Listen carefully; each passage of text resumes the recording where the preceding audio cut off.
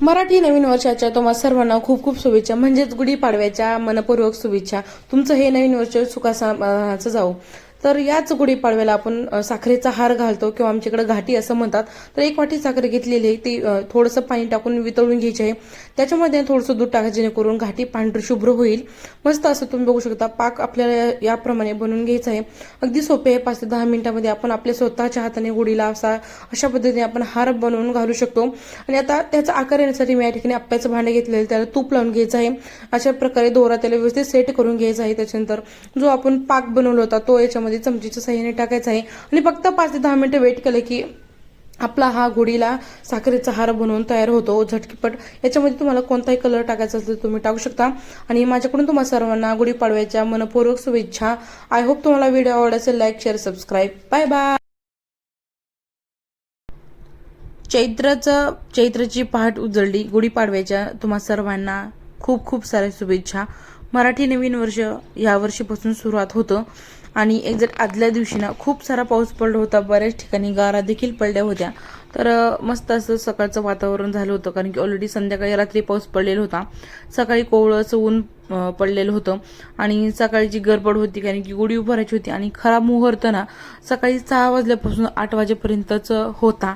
बऱ्याच जणांनी खूप उशिरा गुढ्या उभारल्या, पण प्रत्येकाच्या उरकण्यावर असतं। तर मी अगोदर पहिल्यांदा ना गुढी उभारण्यासाठी जी तयारी होती ना ती मी अगोदर करून घेत होते, कारण की गुढी मुहूर्तामध्ये जो उभारली तर खूप चांगलं वाटतं।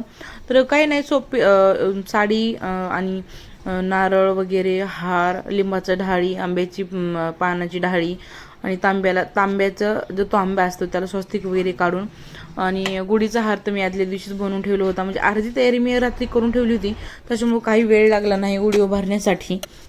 त्याच्यामुळं पटकन गुढी उभारली। आणि कडुलिंबाचा जो तोर असतो ना, जी फुलं असतात ती फुलं, थोडंसं ओवा, गूळ, चिंच, तर हे थोडंसं उकळीमध्ये कुटून ना त्याचा प्रसाद सुद्धा बनवतात, ते सुद्धा आपण खायला पाहिजे।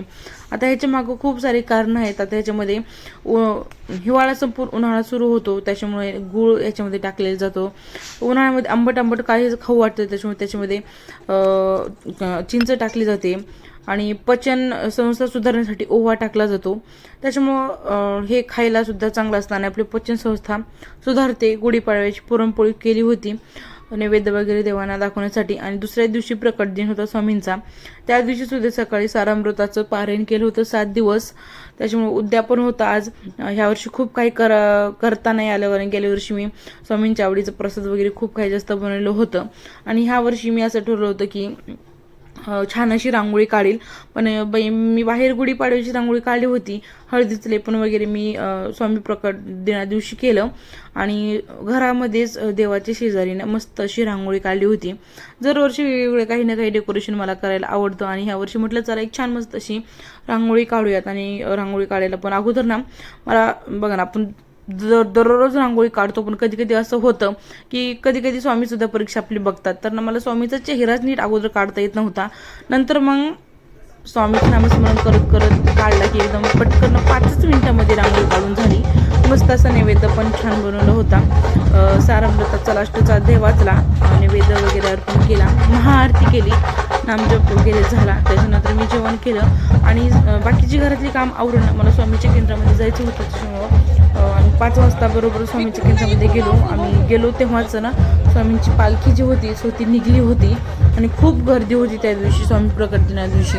आणि इतकं छान स्वामीचं मंदिरामध्ये सजवलं होतं ना, म्हणजे वारूळ बनवलं होतं, खूप छान वाटत होतं।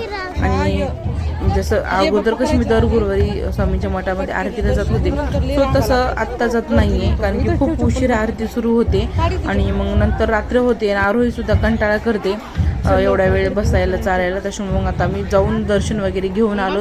तर आम्ही गेलतो 5 वाजता, तेव्हा त्याच्यामुळे जास्त गर्दी नव्हती, पण जसं संध्याकाळ होईना तसं खूप जास्त गर्दी वाढलेली होती। आम्ही गेलो अगोदर, आम्हाला वाटलं अगोदर समोरून दर्शन होतं काही, पण नाही, ह्या प्रकट दिना दिवशी थोडंसं वेगळं दर्शनाच्या रांगा लावल्या होत्या, गर्दी वगैरे होऊ नये त्याच्यामुळं, किंवा व्यवस्थितपणे सगळ्यांना स्वामीचं दर्शन भेटेल ह्यानी दर्शन खूप छान घडलं। आणि जास्त गर्दी नव्हती, त्याच्यामुळं थोडा वेळ जिथं दर्शन गाभाऱ्यामध्ये तिथं बसता आलं, आणि गर्दी असल्यास बसता येत नाही। आणि पालखी तिकडून फिरून येईपर्यंत जागा होती. आणि मग पालखी आली समोर की मग दर्शन बंद करतात आणि आरतीला वगैरे मग सुरू होतं, नामस्मरणाला सुरू होतं. त्याच्यामुळे मग दर्शन वगैरे छान घेतल्यावर तिथं गाभाऱ्यामध्ये सुद्धा खूप सुंदर रांगोळी काढलेली होती. स्वामींचीच काढली होती पण खूप सुंदर काढली होती. लायटिंग वगैरे लावली होती. मठ एकदम मस्त सजवलं होता नव्या सारखा. आणि तिथून एक छोटंसं बाळ आलेलं होतं, ते खूप छान एंटरटेनमेंट करत होतं. आरोहीचं आणि त्यांचं दोघा जणांचं चालू होतं. त्याच्यानंतर ना पालखी गोल राऊंड मारून ना आली होती. आणि आता चला बघा तुम्ही